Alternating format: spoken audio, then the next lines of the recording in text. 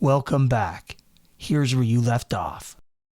Spoilers ahead for chapters 22 through 30 of Armored, Book 2, Sentinel by Mark Greaney. I told you the river police is so much better than Duffy right now. Holy cow. The river police guys are like on the ball. They were totally John McClane. He's totally John McClane. I know. He's like Carl. Like they were literally like, they know how to handle themselves. The sergeant literally came up there and it's like there was scenes like, why you guys not wearing uniform? Well, we don't want to look like the other people, right? The potential terrorists there. So we want to stand out to make sure that we don't shoot each other, right? And they were leered, and my gosh, Derek, I enjoyed their story. Their story is so much better than Duffy right now, right? So it's so interesting.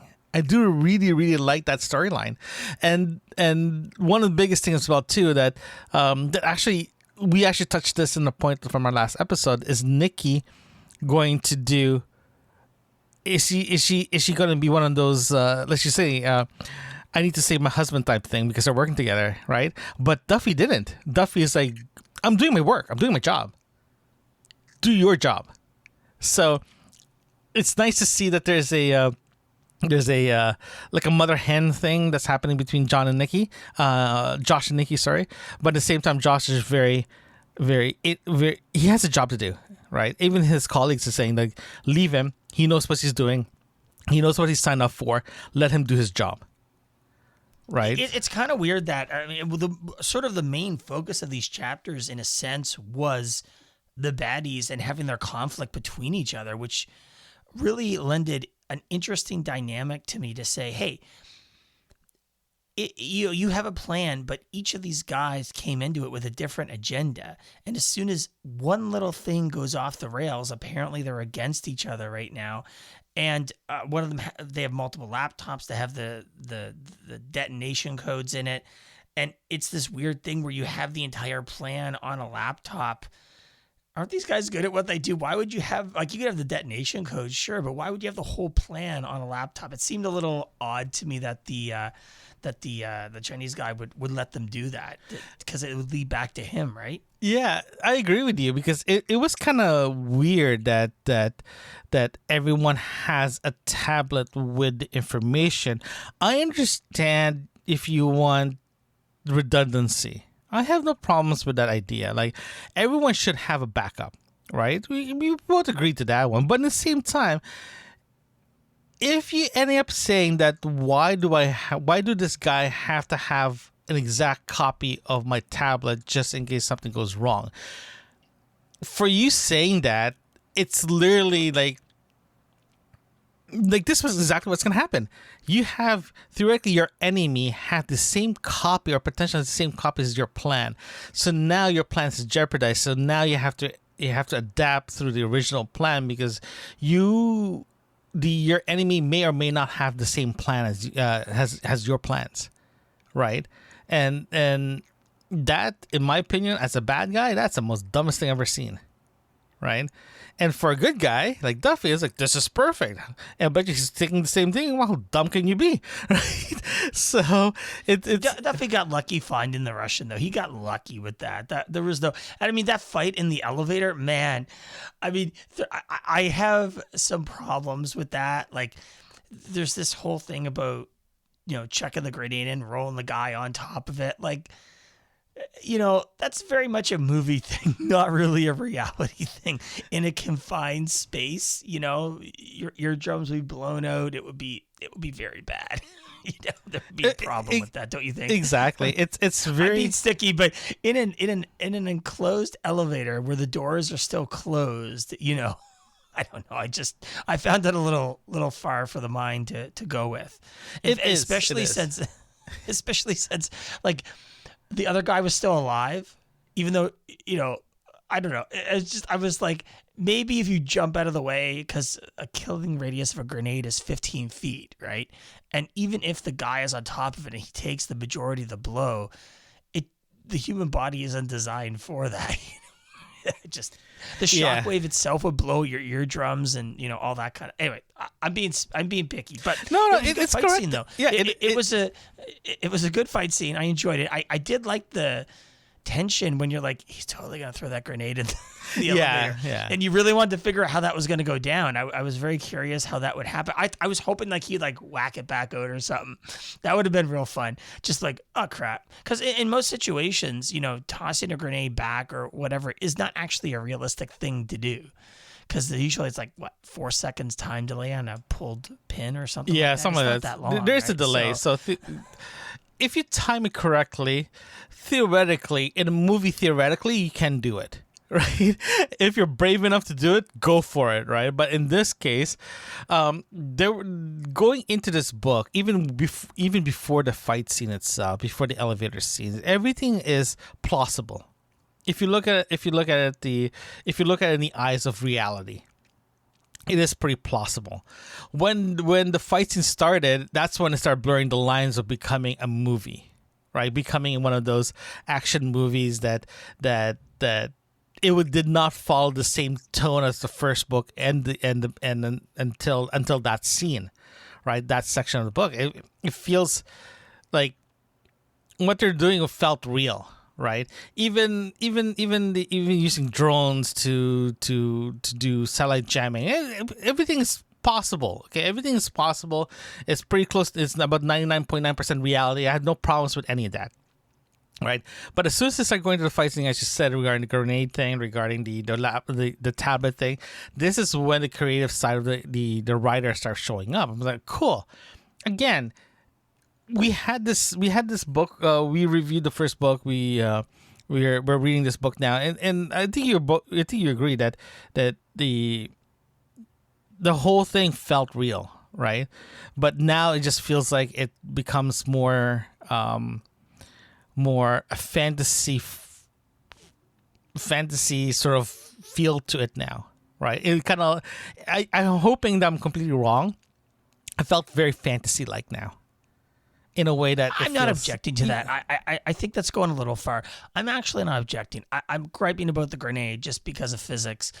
Like the helicopter scene where they're going down. That was great. That seemed very realistic. Even the fight scenes. That makes sense. Duffy and the rest of them, those were pretty realistic. I kind of like the scene where he has the Russian trapped, and the Russian's like, "Damn it, I'm just stuck here with stupid debris in front of a door," and he keeps on shooting his handgun down just to piss Duffy off. And to be a nuisance to him, but he didn't know that he shot up the laptop when he machine gunned him and so forth. But they don't know that, so having the laptop is sort of a bargaining chip. But the baddies don't know that it's useless to them, so it's sort of what's keeping them in the game versus them running away and just making a new plan, because their entire plan's gone to shit, right? So what do you think about damage control that they're doing right now with the baddies returning the baddies returning back to the bridge and so forth, the bridge and doing that? What do you think? It makes sense. Like the Americans call it what do they call it? A strategic retreat.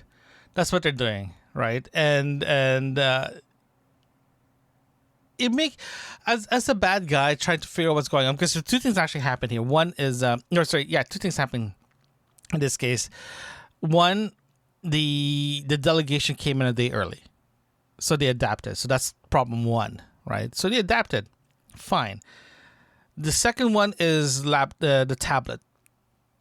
We already discussed that having a tablet with the exact image of another tablet, because you want to create a backup just in case one falls down and the other one doesn't. Theoretically, it works. Theoretically, it makes sense. But in reality, you putting yourself in jeopardy of saying, hey, if one of my guys gets caught or gets killed and the enemy got my tablet, this tablet has every single information about this mission. So now, my other guy that's in charge, he has to worry about the enemy plus now the tablet. That did not make any sense. That's just a problematic for them. So now it's very problematic. Yeah. So now for them to retreat, saying yes, we're going to retreat, and say, hey, we're going to be going back to the bridge. We're going to stay here for a bit here and try to rethink all this, right? And fine, I have no problems with that. That makes sense. You just want to collect all your eggs and try to see if you can make an omelet. So it's fine. And now the other issue that I have now is like you get Condor freaking out to his boss. Like his boss is like, "What are you asking about this information? You don't need to know about this." Next thing you know, there's other conflicts happening now because Condor is not giving his new boss, the Chinese spy, like, dude, I'm dealing with this now. This is the reason why I'm doing this, and there's a lot of second guessing on both sides. More for the spy, the Chinese spy about this, right? I think one of the things I love most was that the satellite jamming was a nice writing touch. It makes it so that it kind of eliminates the Americans doing American things. Like if an American has a satellite phone, he'd be like, bring in the carrier. Like, you eliminate that as an option of bringing the Americans in. So we keep the focus with Condor and those guys and just those who are there on the scene. It's a nice way for the writer to prevent us from saying, well, why didn't they just call on the sat phone and get some help? It does prevent that. I did really like that.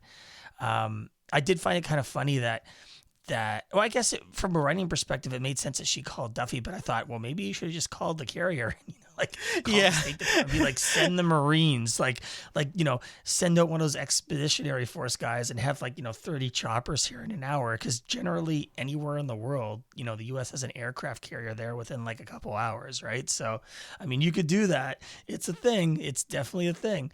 But I do enjoy it. I like that it keeps it centralized. I like that it keeps it on those characters.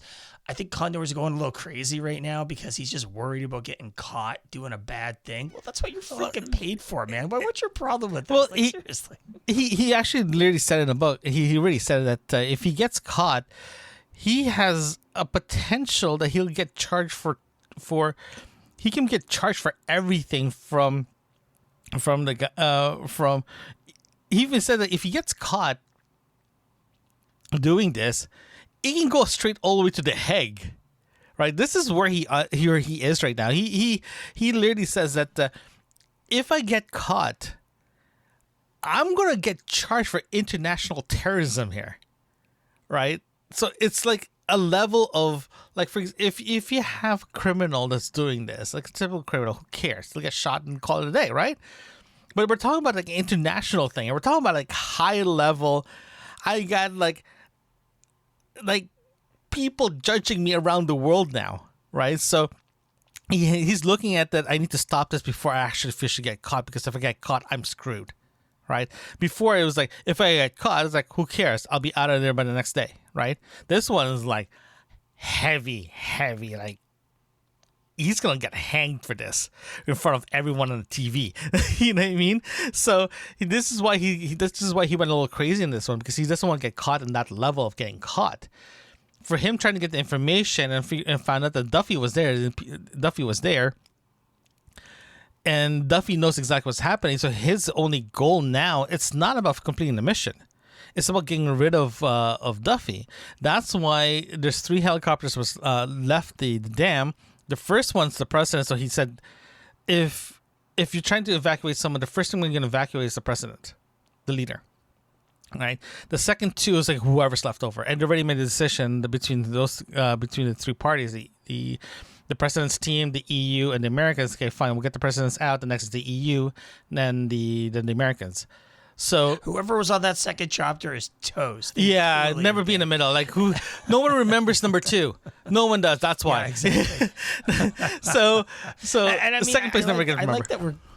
I like that we're going to find Nicole, because really at that point, Duffy's like, well, let's get off the bridge where it could blow, and do that.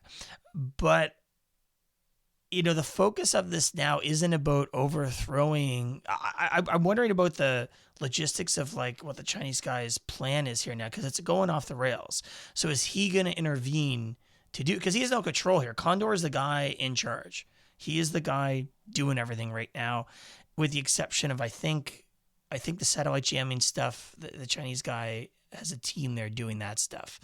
But other than that, his goal now is to go kill Duffy because he can identify him. So he doesn't want any witnesses now, which really wasn't part of the plan in the first part. They just wanted to blame it on somebody else. So the tone shift in the book, are you there with it? Are you liking that? I do liking it because it actually started the chapter 1 regarding their history, Duffy and Condor's history. So it makes sense going into this one that when Condor found out Duffy was there and Duffy found out Condor was there, that's when they had that's when the second plot was changed, right? So I didn't mind that at all because it actually ties into the first chapter, right? And for them having that conflict, and Condor had to make a decision regarding, okay, do I finish the mission or do I kill the person that knows who I am and what I've done in the past and what I've done now, right? And for him, like I said before, like those 3 chapters, those helicopters, he destroyed the second one. The first one is about to destroy, but I think he missed. I can't remember. But yeah, so he already made his decision that the first one will go. Duffy may be the second or third one, right? So he doesn't know. So he decided he's just gonna shoot them all, shoot both of them down, right? And I think there's a scene there that he heard an explosion, but he doesn't know where it's coming from because the helicopter, because it's so loud, you won't hear that explosion that far, but it's about 1 kilometer, 2 kilometers away, right? So he knows he heard it. Chopper didn't know, so now he's in a race of like, oh my gosh, I don't know where my Nikki is. Is he Nikki in chapter 2, chapter 2 or chapter 3? So he has to make a decision, or he has that conflict inside of him. It's like, oh my god, I might have lost my wife in this one, if she's in the second helicopter. Right, so the conflict between Condor and Duffy is actually, to be honest with you, it's really nice to see, and that's the one I can't wait to actually read. I want to know exactly what's going to happen between both of them. What do you think of my theory? I think you're accurate. I think the conflict. I think probably, if I'm being critical here, they believe they're going to get to the crash site first. I think that'll probably happen. And then they'll grab, I mean, obviously she's not going to be dead. Okay, that would be a problem. I mean, I'd be surprised if she was.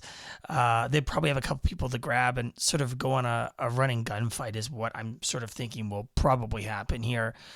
And his point won't really be about killing her or any of those other people because they don't know who he is. It'll be about Duffy specifically. Join us next time as we review chapters 31 through 37 of Armored Book 2, Sentinel by Mark Greaney. Thank you for opening the book with us today. Subscribe so you won't miss our next episode. We would love to hear from you. Share a review or email us at yourbookmarksinfo@gmail.com. Join us again right here where you left off.